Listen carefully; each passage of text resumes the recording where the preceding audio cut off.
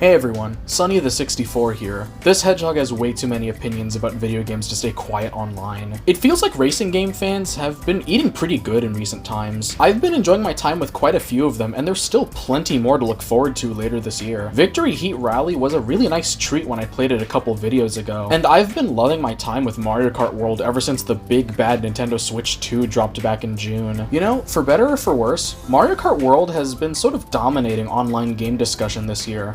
But a new AAA racing game has finally appeared on the scene, and it seems to have everybody's attention. Not you! The one with the blue rat. I'll be honest with you guys, I was not at all excited for Sonic Racing Crossworlds at first.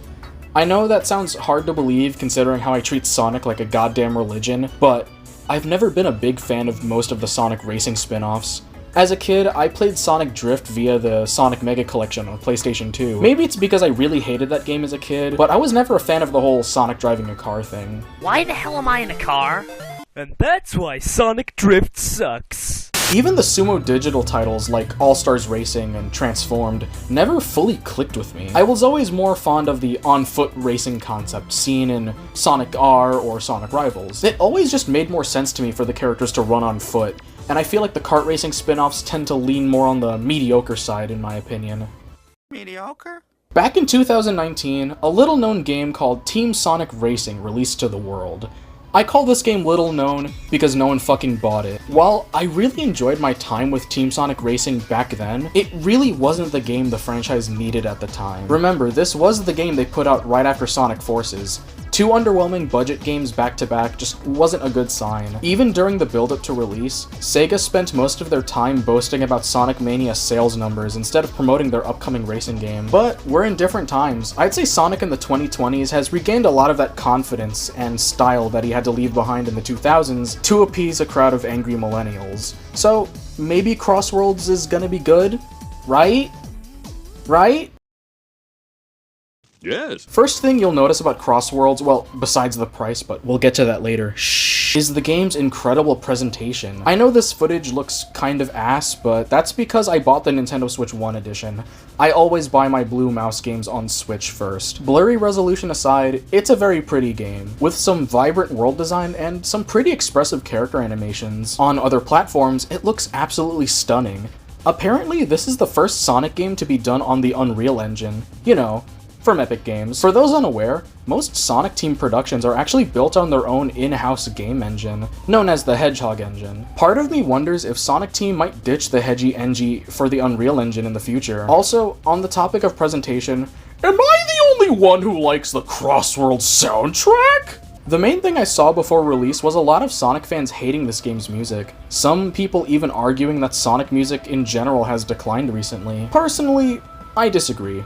Crossworlds has a pretty good soundtrack. It's just sort of different from what we're used to, and not in a bad way if you ask me. The main vocal theme of the game is cheesy and stupid, but I don't really hate it. It kind of reminds me of the Daytona USA theme, so it's kind of hard to hate it. I think this game's sound direction is pretty charming. I especially love how they remix the music in the final lap, adding chanting over the song. It kind of reminds me of the gym battle music in newer Pokemon games, which I also kind of enjoy. Having a crowd of what are essentially Toontown critters cheering you on in a race does feel pretty good, I can't lie. The original tracks are all very solid and catchy. At worst, there's a few that are a little bland, but there's nothing awful here. There's also plenty of fantastic remixes, one of my favorites being Mystic Jungle, a remix of Luminous Forest from Sonic Forces. Take a listen.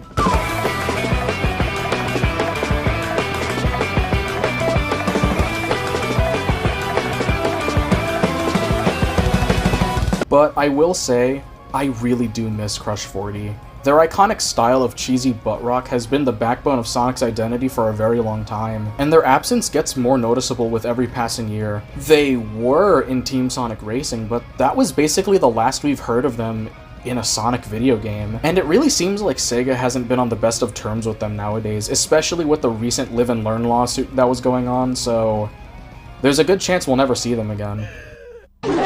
I think I've talked enough about the way this game looks and sounds, so how exactly does it play? Well, Sonic Crossworlds is your typical mascot kart racer. You do your 3 laps and are randomly given power-ups depending on your position to help you win. I know some people don't like these type of racing games since the randomized items can make or break your race. but I personally love me a good kart racer. The randomized chaos can be a pretty fun time, especially when done right. I said when done right! That's better. One thing I remember liking about Team Sonic Racing was its story mode. While it wasn't anything mind-blowing, I mainly enjoyed it just for seeing all the characters interacting with each other. Even if this was back when Ken Pontac and Warren Graff of Happy Tree Friends and Mad World fame were the writers that horribly mischaracterized everyone. Sonic has a huge cast of very underused characters, so I always get a kick out of seeing them get a little bit of attention, even if it's not perfect. Crossworlds doesn't have a story mode. I'm honestly a little disappointed in that aspect, but there's something that makes up for it, kind of. Grand Prix has a very unique take on what you might know as a rival system. In something like, say, Mario Kart, its rival system simply just determines what CPU is going to annoy you more than others. In Sonic Racing, they have a ton of unique character interactions for every single racer. Well, the ones in the base roster. Sadly, not every character talks. Most DLC characters seem to just be mute, likely due to budget constraints. I pre-ordered this game to get the Werehog, and I was very sad to see that he doesn't say anything to the other racers. Poor Werehog is just mute now. Oh, never mind, he learned a new language. Sonic Racing's interactions are all genuinely hilarious. Tons of great banter, some callbacks to previous games, and so much more. The current writer of the series, Ian Flynn, handled pretty much all of these. I still think Miyakawa was the best writer that the Sonic series got, and while I don't love everything about Ian Flynn's writing style, especially in games like Frontiers, I think Flynn did a pretty good job with this game. Some of my favorites being interactions with the Chaotix, especially Charmy. This kid came back just to be a total menace and I fucking love it. You're so obnoxious! Just get lost already! You're so obnoxious! Just get lost already! That's you! That's what you sound like! This game really feels like it has that Sonic Team pizzazz that a lot of the older games like Sonic Adventure had. So much love and care went into this game. Dare I say, this game has soul. Sonic Team also got to bring back the Extreme Gear from Sonic Riders, you know, the little hoverboards. They're the other option you can use alongside the typical cars. While the hoverboards don't play exactly the same like they did in Riders, they still feel very fun to play. In this game, I'd say they're more like the bikes from Mario Kart, just more stylish. Now, you might wonder, why is this game called Crossworlds in the first place? Well, besides the obnoxious amount of crossover DLC, the main gimmick is, well, you cross worlds!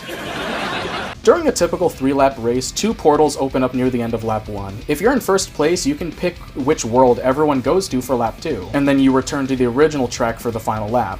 I was kind of worried that this would have been more intrusive than anything, but it's surprisingly smooth and works in the game's favor. Even on the Nintendo Switch edition, which I expected to run like shit, this version of the game doesn't even have any lag when transitioning. It's very smooth. Sonic Team may not be perfect, but they are fairly smart when it comes to optimization, even if the graphics look pretty ugly in this game. The online surprised me as well. It's pretty good. One thing I do dislike about it is that they give you very little time to customize options in between races. There's not much downtime there. But the netcode is surprisingly good, and I have not dealt with any frequent disconnections or glitches or anything, unlike a certain other racing game. Sega seemed very confident in this game. They even put out an online beta about a month before release. That's not something they typically do, but I'm glad it happened because it helped me realize how good this game was gonna be. For those who may not remember Team Sonic Racing's online multiplayer, it was horribly unstable and never got fixed. Sega basically left that game out to die back in 2019, and I was really worried that they would have repeated the same here, but no, longevity is their goal here. They want this game to last a long time. They want to keep the player base as happy as possible for as long as possible. Hell, Sega even dropped a whole-ass roadmap for future updates. Tons of downloadable content will be dropping throughout the year, both paid and free. Free! Say what you will about the current state of Sonic the Hedgehog. I mean, there's some decisions I'm not the biggest fan of, like how they absolutely massacred Amy's character in recent years, but Sega seems to have faith in the Sonic IP again. Sonic Team finally has the resources they need to make higher quality games in-house again, and that puts a big smile on my face. You can't see my face, but I am smiling. You know, if you ever feel like you're in a rut and not going anywhere in life, please remind yourself that if a franchise like Sonic the Hedgehog managed to pick itself up despite its infamously troubled history, I'm almost certain there's hope for you too. I think I talked enough about the Hedgehog driving game. Now I want to address the elephant in the room.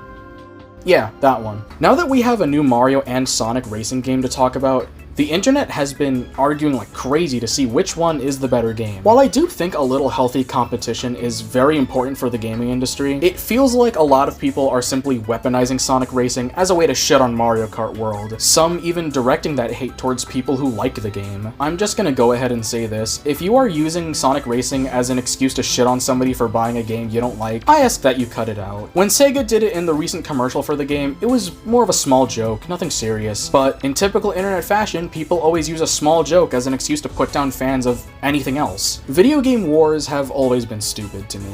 I don't understand how console wars are still a thing in 2025, and Nintendo versus Sega has been a dead topic ever since the Dreamcast bombed in 2001. It is so exhausting to see something as simple as Mario versus Sonic being ruined by the modern online team sports mentality where, if you like one over the other, you're treated like shit for committing the horrible crime of having a different opinion. If you like Sonic Racing over Mario Kart, that's fine, and so is the other way around. Both games can coexist without you using one as an excuse to put down fans of the other.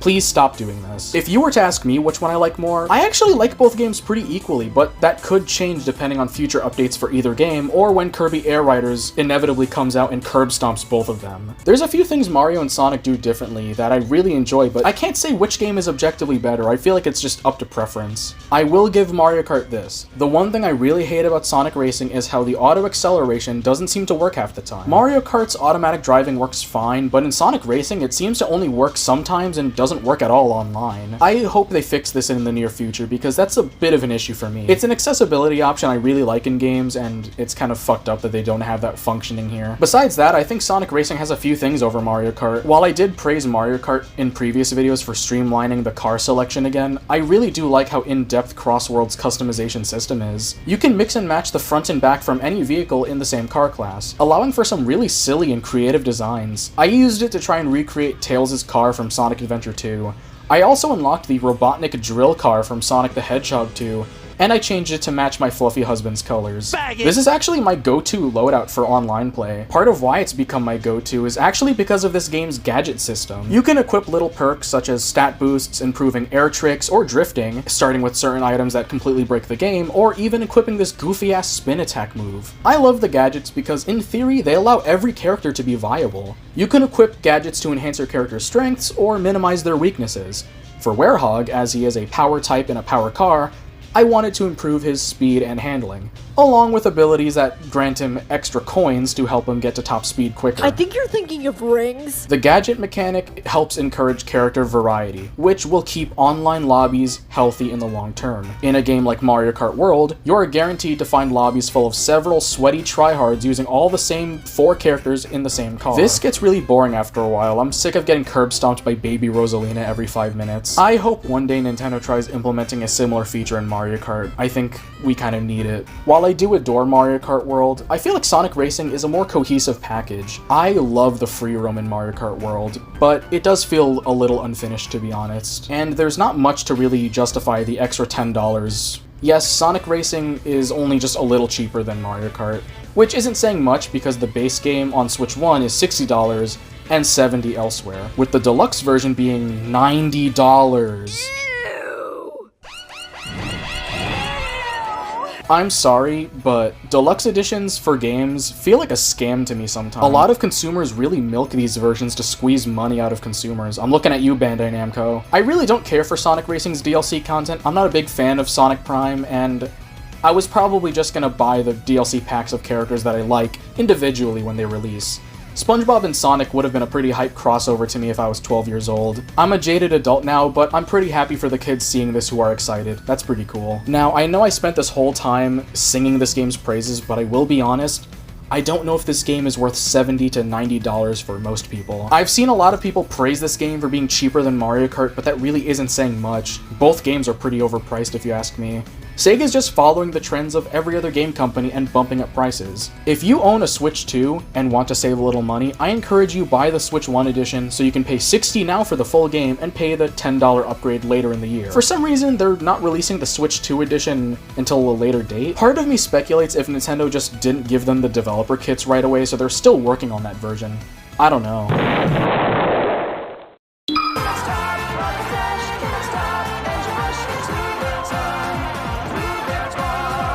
To wrap up, I think Sonic Racing Crossworlds is a fantastic game. One of the best Sonic spin-offs of all time in my opinion. And it might be my favorite game of the year, but who's to say? I still have yet to buy Nicktoons The Dice of Destiny, and Kirby Air Riders won't be out until later this year. While I personally feel like I've gotten my money's worth, I don't know if Crossworlds is worth $70 or more to anyone who is more hesitant to try this game. I mostly bought this game full price because I'm a fanboy who can't go without his newest Sega slop.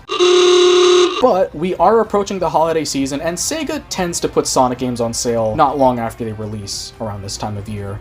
So, if you're unsure about getting your money's worth, I encourage you, wait until then. Also, I forgot to mention this earlier, but Crossworlds does have cross-platform play, so no matter what version you buy, you'll be able to play with everybody you know. I don't typically do ratings, but if I really had to give this game a score, I'd give it 9 chili dogs out of 10. I wish I could give it 10 chili dogs, but there's tiny issues here and there. Minor disappointment with the lack of a dedicated single-player mode, and the broken auto-acceleration still kind of bothers me. Holding the drive button hurts my finger after a while, so I would have liked this feature to actually function the way I hoped. Seriously, fuck you, Sega.